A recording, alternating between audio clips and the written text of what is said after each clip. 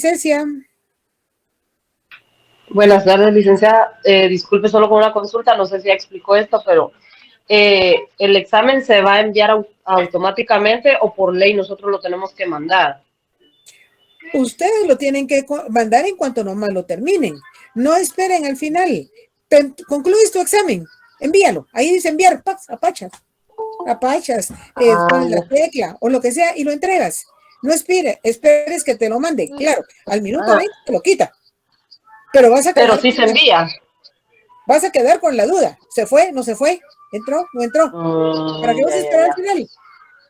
Ah, bueno, Si está estudiaron, bien. como les digo, no necesitan 20 minutos. Si estudiaron, con 15, 10 minutos ya el examen sale.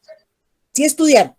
Si no estudiaron, no necesitan 40, ni 50, ni 90. Necesitan todo un día. Si no estudian, porque se van a poner a buscar en su libro. Bueno, entonces entro a la ideología. Eh, la ideología, cuando hablamos de la ideología política, ¿a qué nos referimos? Como su documento lo dice, al sistema de ideas, creencias y valores filosófico-políticos sobre el fenómeno humano, sobre lo que es el ser humano dentro de la sociedad a la cual pertenece. Estamos diciendo sistema, ¿qué es? Conjunto de varios elementos, en el que se conjugan las ideas, las creencias de aquel pueblo, de aquella sociedad, de aquella comunidad, en relación a los valores filosófico-políticos que se han dado dentro de él. Indudablemente que esta palabra, ideología, relativamente es un tanto moderna, tomando en cuenta que se empezó a hablar de ideología, como bien lo dice su documento, a partir del año de 1795, y se estableció como una ciencia general de todas las ideas. Indudablemente que donde empezaron a surgir inicialmente las ideas, ya hablar más de ideas, de lo que eran sus creencias, esas ideas que tenían inquietud de estos valores, es precisamente con la Revolución Francesa. ¿Por qué fue una revolución? Porque fue un cambio radical. ¿Y cuál fue ese cambio radical que se dio? Precisamente sabemos que Francia, al igual que el resto de Europa, tenía monarquías. Y en las monarquías prácticamente el poder es hereditario. El poder, el padre lo transmite al hijo mayor y así se venía haciendo durante muchos siglos atrás. Sin embargo, llegó un momento en que el pueblo se cansó. El pueblo francés se cansó y ¿qué fue lo que hizo? Votó la monarquía. Pero en ese cansancio, la monotonía que venía, el abuso de poder por parte de la monarquía, el pueblo se levantó y ¿qué hizo? Tomó la Bastilla y asesinó a los monarcas. En ese momento, prácticamente, todos sabemos cuál fue el postulado principal de la Revolución Francesa: la libertad del ser humano, la libertad del individuo. El ser humano es un ser libre, por lo tanto, tiene que tener esa libertad para exponer sus ideas, su sentir, sus creencias, lo que cree que es lo mejor dentro de él. Indudablemente que eso se da dentro de una sociedad. Efectivamente, es en ese momento, con la Revolución Francesa, en 1789, cuando empieza a imperar, a decirse lo que es la libertad y empiezan a surgir diferente diversidad de ideas. Indudablemente, están los idealistas, donde dice que todo gira en torno a las ideas. Pero ustedes habrán notado que una idea, donde damos forma a la idea, en nuestra mente. Y decimos, muchas veces tengo una buena idea para todo lo cual acción. Sin embargo, cuando la queremos echar a andar, no nos funciona igual. ¿Por qué? Porque la idea es lo ideal, lo que uno quisiera que fuera. Pero ya, al momento de llevarla a la realidad, no nos sale como nosotros teníamos pensado. Entonces, es en esa Revolución Francesa cuando empiezan a surgir los llamados idealistas con sus ideas, que creen que es lo mejor, y luego los materialistas, en el cual prácticamente se van a poner de manifiesto las diferentes maneras que se tienen en ese momento de entender la libertad. Definitivamente, con anterioridad no había libertad. De repente da libertad, pero ¿cómo es? ¿Cómo se maneja? ¿Qué hay que hacer? Entonces empieza prácticamente a darse esas distintas concepciones de cómo entender la libertad, por lo consiguiente, cómo entender la justicia social y buscar un equilibrio entre la libertad y la autoridad. Porque es a raíz de la Revolución Francesa cuando la monarquía en Francia cae y es el pueblo el que va a tomar el poder. Pero va a tomar el poder y luego, dentro de esa libertad, que sea el pueblo quien tenga la libertad de elegir a quién lo va a gobernar. Indudablemente que en las ideologías, ¿qué es lo que encontramos dentro de ellas? Encontramos lo que hay que hacer desde el poder y para quiénes va dirigido ese poder. Entonces, ese hacer, ¿qué se va a hacer desde el poder? Quienes tienen el poder, ¿cómo se van a proyectar hacia quiénes va el poder? ¿Quién es? El pueblo, la sociedad. Indudablemente que ahí vamos a encontrar cómo, cuánto, en qué forma se va a llevar a cabo aquella acción de poder. Indudablemente que ese paso de la revolución, ¿por qué fue revolución? Porque el término revolución dice que es el cambio radical que se va a dar a partir de ese momento. Y efectivamente, con la Revolución Francesa es un cambio radical. Imaginemos, votar la monarquía, que venía de siglos atrás, y de repente cambia totalmente. Y siglos atrás, el rey el que tenía la primera y la última palabra. Sin embargo, ¿qué hizo la monarquía? Hacerse asesorar, acompañar de representantes de la iglesia. Y prácticamente la iglesia, ¿qué es lo que va a tener? Un monopolio total de lo que es el quehacer de la iglesia con el Estado. Viene la libertad, se da el postulado de la libertad. ¿Y qué encontramos? Que definitivamente empiezan a surgir nuevas ideas. Porque empieza a darse la libertad del ser humano, cosa que durante toda la etapa anterior, que es durante la Edad Media, el feudalismo, prácticamente todo, la última palabra, la primera y última palabra la tenía los reyes. Indudablemente que dentro de ese momento que se da, hay que tomar en cuenta que dentro de, así como hablamos la vez pasada de la ética dentro de los valores, también dentro de las ideologías tiene que haber una ética. La ética del poder, cómo se va a llevar a cabo aquella acción de poder. Vemos que, y de ahí la razón por la cual es que se ha establecido que toda ideología consta de 3 partes. ¿Cuáles son esas 3 partes? Primero, un análisis crítico de lo que se está dando en ese momento. Pero para llevar a cabo ese análisis crítico del presente, de lo que se está dando, ¿qué hay que hacer?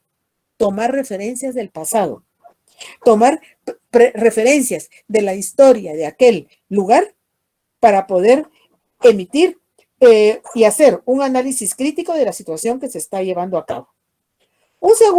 Una segunda parte va a ser establecer, señalar objetivos específicos hacia un futuro, viendo el beneficio de aquella sociedad, de aquella comunidad.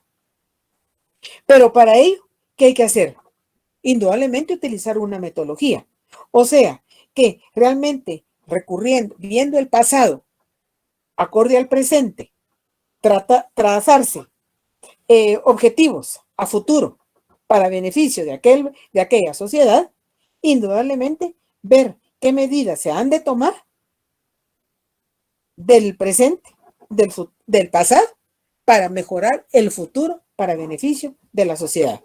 O sea que, indudablemente que hay que ver que todas las ideologías siempre hay algo que no va acorde y no es del beneplácito de todos. Algo dejó mucho que desear, como dice su documento, siempre dejó algo de amargura cuando se cambia de una ideología a otra, o bien cuando se ven las diferentes etapas de evolución de las ideologías.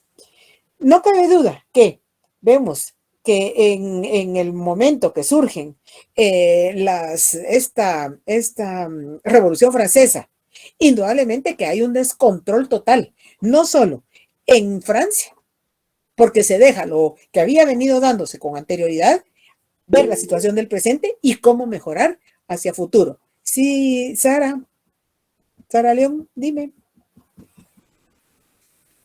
Disculpe, licenciada, se marcó solita la manito. Bueno, no hay pena. Bueno, entonces vemos que, por ejemplo, es en este momento cuando se da la Revolución Francesa, como les mencionaba, que no solo se va a dar a nivel Francia, sino que inmediatamente se va a expandir al resto de Europa. Y no solo va a ser en el quehacer político. Indudablemente que esa revolución, esa despertar a nuevas ideas, va a repercutir también en lo económico. O sea que prácticamente con la Revolución Francesa y desde el momento que fue revolución, como les mencionaba, va a ser un cambio total para Francia y para el resto de Europa, en el cual se van a poner, imaginemos, el ser humano en ese momento tenía vedadas muchas libertades, por no decir que estaba totalmente vedado de todas sus libertades. Y de repente viene el pueblo que se alza en contra de la monarquía, vota la monarquía y va a hacer su gran postulado la libertad del ser humano como tal.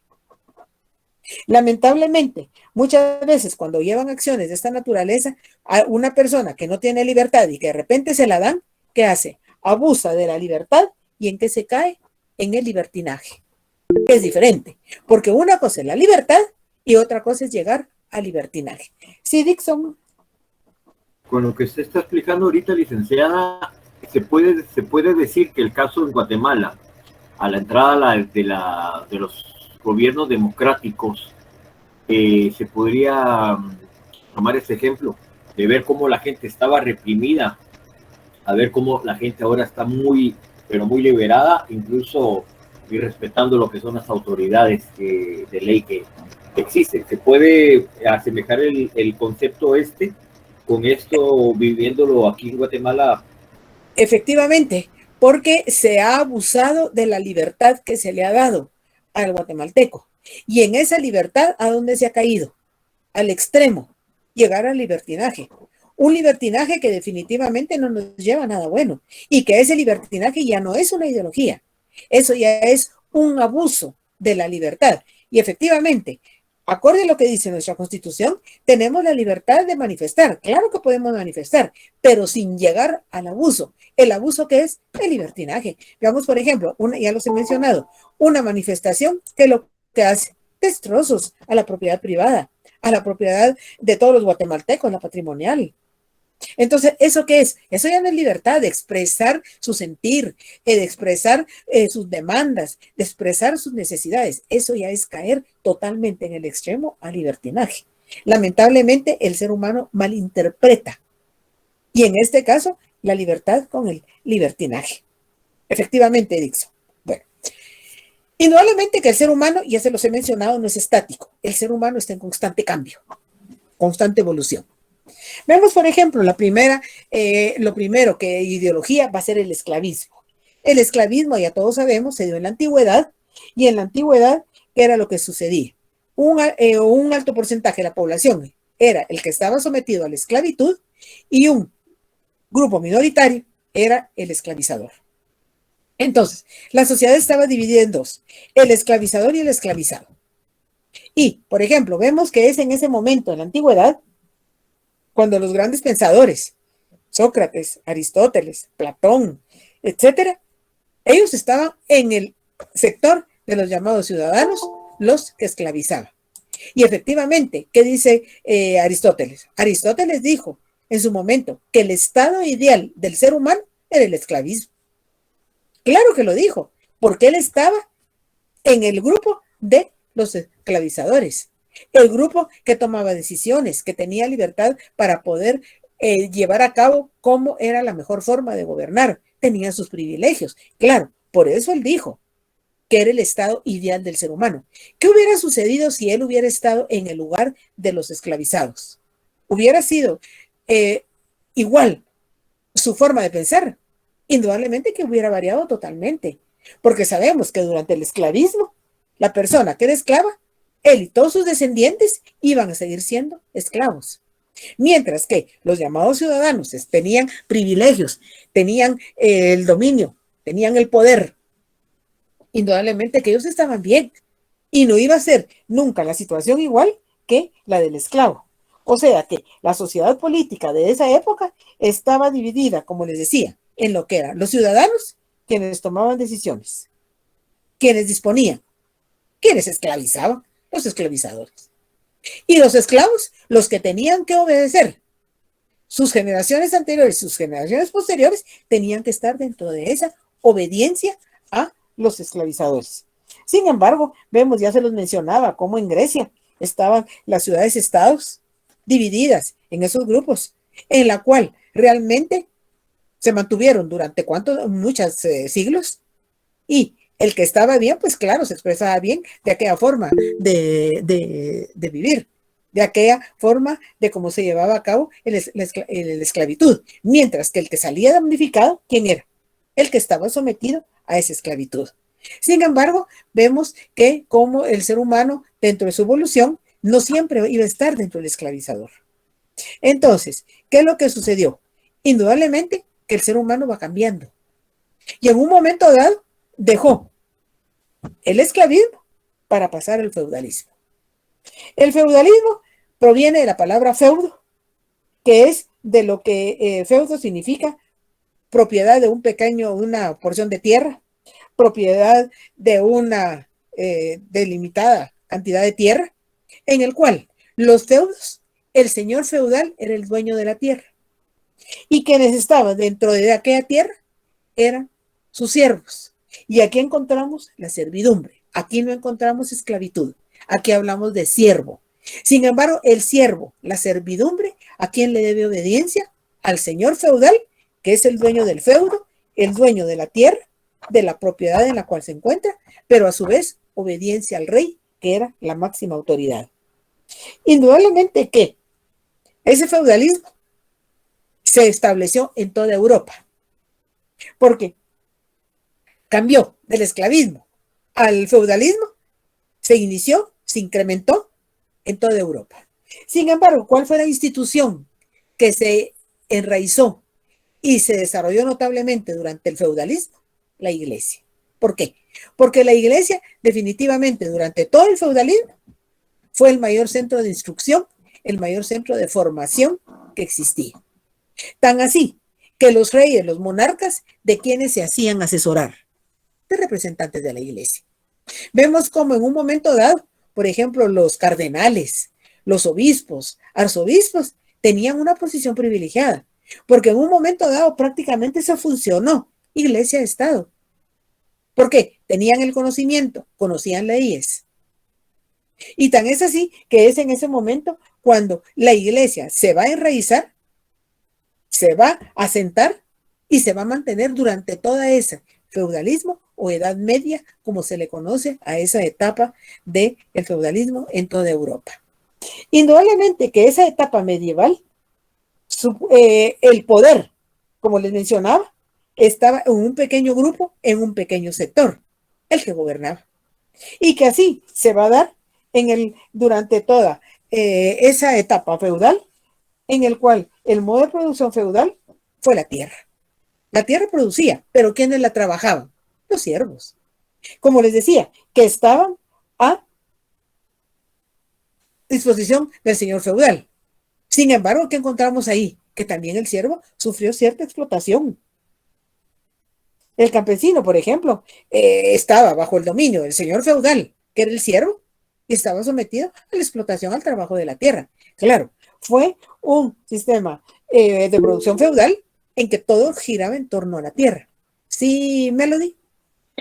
Licenciada, y en ese entonces no habían casos como ahora de que hay personas que tienen su terreno, digámoslo así, o su pedazo de tierra y ellos mismos la producen. Ahí era el que la tenía o el dueño de, y aparte el siervo. Sí, el dueño de la tierra era el señor feudal. La tierra, ¿quién se la otorgaba? El rey. Y le otorgaba ese feudo, esa grande, pequeña porción de tierra. Y quienes vivían dentro de aquella tierra, pasaban automáticamente a ser siervos del señor feudal. Siervos, o sea, servirle al señor feudal. Por eso les decía que de todas maneras el siervo, la servidumbre, fue sometida a la explotación. ¿Por parte de quién? Del señor feudal. Prácticamente, cuando el rey le otorgaba la tierra al señor feudal, le daba la tierra y lo que había dentro de ella, que eran los siervos. O sea que automáticamente pasaban a ser del dominio del señor feudal. Claro, la agricultura fue el sistema de producción de los feudos durante toda la Edad Media. El feudalismo prácticamente es el que vino a sustituir a la esclavitud, en el término esclavitud. Pero desde el momento que el siervo fue explotado, prácticamente fue una forma de esclavitud, con la diferencia de que no se va a dar el nombre esclavo, sino que siervo. No se va a dar esclavismo, pero servidumbre. Indudablemente es otra etapa de desarrollo del ser humano, en el cual el rey prácticamente designaba a los señores feudales acorde, ya fuera por parentesco, por algún bien que le había hecho, porque le había, recordemos que durante la Edad Media hubo muchas contiendas entre los monarcas, y si aquel había obtenido el triunfo en una contienda, entonces el rey, en premio, en quedar bien con aquella persona, entonces le daba, lo declaraba un señor feudal, y para poner de manifiesto que tenía importancia, le daba su feudo. Es por eso que llegó un momento que durante la Edad Media prácticamente la tierra quedó totalmente distribuida en los señores feudales. O sea que realmente si lo vemos, por ejemplo, en este momento, un dueño de tierra tiene, aquí si vemos lo que me preguntaba Melody, un dueño de un gran terrateniente, tiene gran extensión de tierra, y tiene algunas personas que trabajan ahí, vemos que los campesinos tienen una parte para ellos, pero también le deben, como quien dice, me dio el favor de vivir aquí, de poder trabajar la tierra, le deben obediencia al dueño de aquella tierra. Ha evolucionado, ha cambiado, porque no es lo mismo a como se dio durante el feudalismo. Y sabemos que desde el momento que se dio feudalismo, o sea, la Edad Media, fueron siglos bajo los cuales estuvo la distribución de la tierra y la forma de llevar el poder durante varios siglos en toda Europa. ¿Alguna pregunta? Sí, mi otra pregunta, o bueno, creo que era la misma en sí, es que, por ejemplo, el señor feudal no podía definitivamente trabajar su propia tierra. Tenía que tener. No era que no podía, porque lo podía hacer. Siempre tuviera manos, lo podía hacer, y piernas podía hacerlo.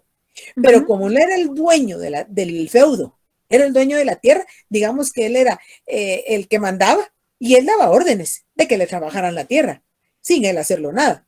Y como estaban dentro de la tierra del señor feudal, le debían obediencia al señor, al rey, al señor feudal, y por lo consiguiente al rey. Ya, gracias. Bueno, indudablemente que ya les mencionaba hace un momento cómo el ser humano va cambiando, y de ese feudalismo, de esa forma de sociopolítica, económica, de la distribución de la tierra, y cómo se llevó a cabo el poder, se dio como resultado la Revolución Francesa, como les mencionaba, en el año de 1789. Como les mencionaba, la Revolución Francesa postuló el término libertad. El ser humano es libre. Y efectivamente lo dejó de manifiesto, como les mencionaba, en el momento que el pueblo toma la Bastilla y asesina a los reyes. Y el pueblo es el que va a gobernar. En ese momento, indudablemente, que estaba el rey y todos sus diferentes, la jerarquía que se daba dentro de ella, que ella fuera familiar o bien de afinidad con los señores feudales, en los cuales da lugar al surgimiento del llamado conservadurismo. ¿Quiénes eran los que llevaban a cabo el conservadurismo? Fue un grupo de personas que querían mantener sus mismos privilegios. ¿Quién era la institución que mayormente quería mantenerse sus mismos privilegios? La iglesia. Porque durante todo el feudalismo la iglesia estuvo en una buena posición. Tenía poder. No solo el poder de la iglesia eclesiástico, sino que el poder del Estado, porque prácticamente era quien le decía al rey cómo gobernar, cómo aplicar leyes. Entonces, cuando se dio la Revolución Francesa, ¿quién fue el primero que se sintió afectado? La iglesia. Entonces da lugar a que se unen, se juntan y dar lugar a lo que van a profesar el llamado conservadurismo. Y el conservadurismo, como les decía, ¿qué era? Conservar, y de ahí viene el conservadurismo, conservar los mismos privilegios que había tenido con anterioridad. Claro, imaginemos, dentro de la jerarquía de la monarquía, los príncipes, princesas, condes, varones y demás, no querían perder sus privilegios. Entonces, ¿qué es lo que hacen? Se unen. Todos ellos van a profesar el llamado conservadurismo y su idea es conservar la misma posición que habían traído durante cuántos siglos atrás. ¿Por qué? Porque estaban bien situados económicamente, bien situados socialmente, porque tenían una posición dentro de la sociedad. Y de un día para otro viene el pueblo, se levanta, quita la monarquía y prácticamente quienes se sienten que se quedaron en el aire porque ya no van a tener esos privilegios. Los que estaban junto con la iglesia, con la monarquía y con la iglesia. Entonces, ¿qué es lo que hacen? Bueno, se mataron al rey y a la reina. La monarquía desapareció, pero ellos siguieron. Entonces ellos fueron los que fueron dando lugar a lo que va a ser esa actitud conservadora, ese tratar de mantenerse como lo habían venido haciendo con anterioridad. Y como les decía, quien mayormente se vio afectado con esa revolución fue la iglesia. Todos los religiosos que tenían imaginemos, ya sabemos que en las monarquías, por ejemplo, los cardenales disponían, ellos mandaban. Iglesia y Estado prácticamente era uno solo. Pero entonces está el grupo de los conservaduristas que querían conservar sus mismos privilegios, pero luego surgió el otro, los que abogaban por la libertad, que quedó establecido en ese momento y dio lugar al llamado liberalismo, que el liberalismo es la libertad del ser humano, el ser humano es ser libre y por lo consiguiente puede actuar como crea que es lo mejor para él y para el grupo, quienes van a conformar, así como conformaron el grupo de los conservaduristas, así conformaron el grupo de quienes iban a practicar el liberalismo. Vemos que la iglesia, en su afán de mantener el control total, prácticamente todas las ideas religiosas, todos los dogmas religiosos, era únicamente para conocimiento de un grupo relativamente privilegiado. ¿Y qué es lo que da lugar? Precisamente cuando se da la Revolución Francesa, surge la Reforma Protestante. Y dentro de ella, ¿qué encontramos? A diferentes miembros de la Iglesia Católica que se rebelaron y dio lugar a dar a conocer lo principal que se manejaba en ese momento, que era lo que decía la Biblia, porque la Biblia era algo que solo quienes pertenecían a la iglesia la conocían. Hay libertad de conocer, libertad de expresarse, libertad, todas las libertades del ser humano, que es que conozcan qué era lo que practicaba la iglesia. Entonces, ¿de dónde van a surgir, por ejemplo, los diferentes protestantes como Martín Lutero, Calvino, que van a dar lugar a nuevas iglesias, pero que van cimentadas indudablemente como miembros de la iglesia dentro de la doctrina que habían practicado con anterioridad? Asimismo, también es en esta reforma protestante como vemos que van a surgir los llamados enciclopedistas, que eran enciclopedistas porque conocían todo, tenían mucho conocimiento. Entonces, ese conocimiento había quedado centrado específicamente dentro de los miembros de la iglesia. Había que hacérselo llegar al resto de la población. A ver, Jorge Cáceres dice, el liberalismo en la no intervención del Estado en los aspectos sociales, sobre todo en materia económica. Indudablemente que el liberalismo viene a establecer nuevas ideas de libertad en todo el quehacer del ser humano, porque con anterioridad todo ello, ¿quién lo controlaba? Ahí estaba la monarquía. O sea que ya hay libertad, por ejemplo, de que quieran, sí, Aida, dime. Buenas noches, licenciada. Una pregunta, ¿y por qué así como países como Inglaterra y España aún tienen monarquía? Bueno, porque las monarquías, indudablemente, cuando se da la Revolución Francesa y que el pueblo toma la Bastilla y los reyes son asesinados, prácticamente todas las demás monarquías sabían que esa revolución no era solo para Francia, sino que automáticamente se iba a expandir a todo lo que hasta ese momento constituía la implantación del feudalismo, y que con la Revolución Francesa da lugar a la finalización de la llamada Edad Media. Entonces, ¿qué hacen los reyes? Las monarquías, para no pasar la misma suerte que habían tenido los reyes de Francia, entonces empiezan a ceder el poder político. Si nos damos cuenta, en este momento todavía hay monarquías en Europa, pero ¿qué es lo que hacen? Ya no tienen el poder político en sus manos. El poder económico tampoco lo tienen en un alto porcentaje. Tienen el poder social, pero ya no tienen, ya no abarcan todo lo que tenían durante toda la Edad Media. Y luego de eso, a la iglesia se le mandó a su ministerio. Y eran los que van a engrosar lo que va a ser esas ideas de conservadurismo, conservar la misma posición económica, política y social. Entonces, definitivamente, por eso es que fue revolución, porque la revolución dice un cambio radical de lo que existía hacia ese momento. Las monarquías en otros territorios no desaparecieron. Y efectivamente, como tú lo dices, Aida, está la monarquía en Inglaterra, pero no tiene poder político. ¿Quién tiene el poder político? Ahí está el primer ministro. ¿Quién lo elige? El pueblo. Tienen un poder económico, claro, se benefician de grandes, todo, tienen una buena posición económica, pero no tienen el control económico total. Y no digamos la posición social que tienen de privilegio. Lo mismo encontramos en Inglaterra, en España, en Suecia, hay también monarcas, en Dinamarca hay todavía hay monarquías, pero ya no como se llevaba a cabo durante toda la Edad Media. Porque esa Revolución Francesa vino a revolucionar totalmente las ideas. Sí, Dixon. Licenciada, ¿y esto fue lo mismo, lo de la Revolución Francesa con la toma de la Bastilla y todo esto? Bueno, los impulsos del pueblo creo que fueron los mismos que votaron también a los zares rusos. Uh-huh. Sería lo mismo, y es mi pregunta, bueno, el mismo motivo, pero ¿por qué eso no se expandió tanto como lo de la Revolución Francesa? Porque gracias a la Revolución Francesa tenemos los derechos humanos. Sí, pero ¿qué fue? Que definitivamente esa Revolución Francesa de 1789 se dio específicamente en Francia.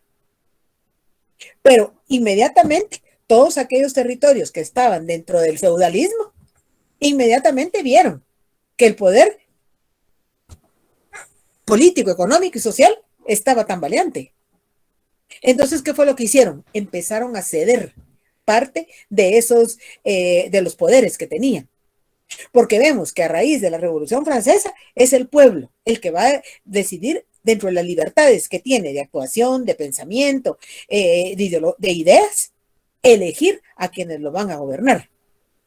Y de ahí se expande a toda Europa y recordemos que Rusia también tiene cierto nexo en el cual ven que una monarquía que también estaba muy enraizada. Vemos que, por ejemplo, lugares, por ejemplo, Rusia, que en sus inicios, en ese momento, practicaba totalmente la religión católica, igual que Inglaterra.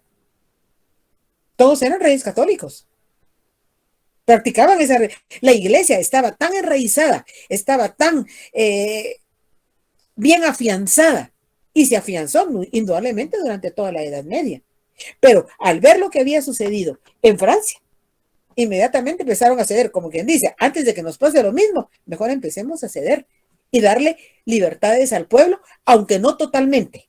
Se les empezó a dar poco a poco, y es donde precisamente la Reforma Protestante es donde va a establecer otras religiones, y es donde lugares que habían estado totalmente durante la Edad Media dentro de esa ideología del feudalismo fueron cediendo y fueron dando lugar a los cambios de ideología hasta llegar a lo que en este momento conocemos.